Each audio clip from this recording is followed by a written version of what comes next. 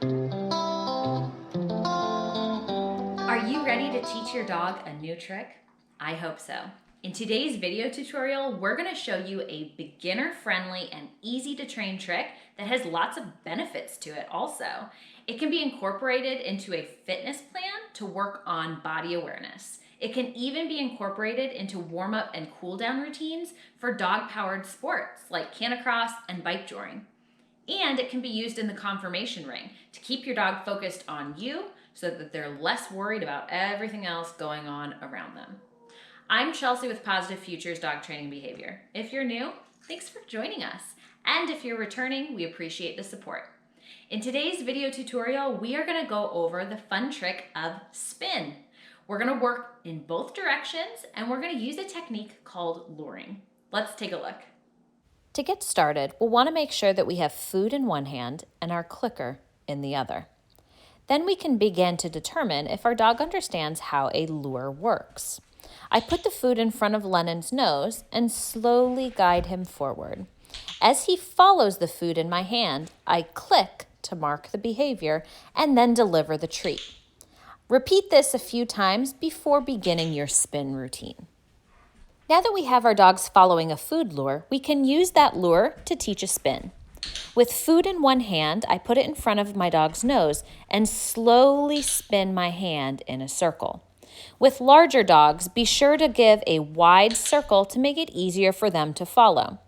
I click as the dog completes the circle and then deliver the treat. After 3 to 4 successful lures, we then want to empty our luring hand.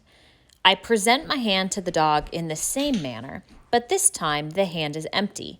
I click as the dog completes the circle, then I reach into my treat bag to find the treat and deliver it. Now that we have the dog following an empty hand in a circle, we want to work on reducing how large our visual signal is. So I begin to move my hand slower and less dramatically so that I have to put in less effort as I give my visual signal. This is called reducing or minimizing the visual signal.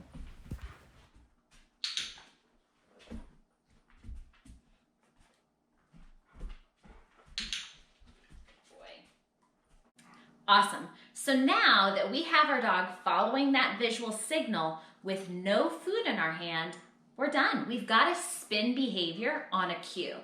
Now, the cue that we have is visual. It's a hand swipe. If we want to add a verbal cue to the behavior, then we need to work on transferring the cue. So what does this mean? This means I give my verbal cue, spin, follow it with my hand signal, and then click and treat the behavior. Spin.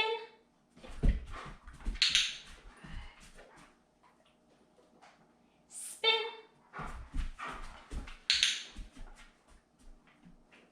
We'll want to practice spin in this manner until the cue is completely transferred over to your verbal. With each successful repetition, you can increase the amount of time between your verbal and the visual signal. This gives the dog more time to process what you're saying, and eventually your dog will respond to just your verbal cue alone. Hey guys, I hope that you enjoyed today's video. It's a great one for dogs of all ages to work on. Now, some quick reminders. Make sure that as soon as your dog successfully follows the food lure, you begin to fade it out.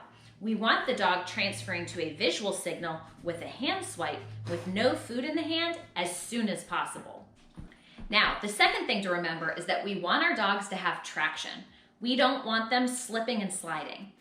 Because I trimmed Lennon's nails and the hair on the bottom of his feet, he had good traction on the hardwood.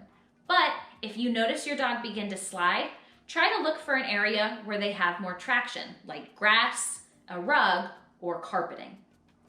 Next, remember that whatever we do one direction, we want to do the other, especially if we're using spin as part of a fitness routine. So make sure that you spin both clockwise and counterclockwise. And remember that these are different behaviors. So if you're putting it on a verbal cue, you need 2 different ones. You could say spin and other way, or you could do twist and twirl. Remember that whatever cues you use, you need to be consistent with them. So sometimes as you practice, writing them down will be helpful. Begin with one direction and make sure your dog understands the behavior before adding your second direction. All right, guys, I hope that was helpful, and I hope that you have fun teaching your dog how to spin in both directions. If you enjoyed it, be sure to check out our trick playlist. We've got lots of training tutorials and we're always adding to it. And of course, if you enjoyed it, make sure you hit like and subscribe so that we can bring you more video content. Thanks for tuning in.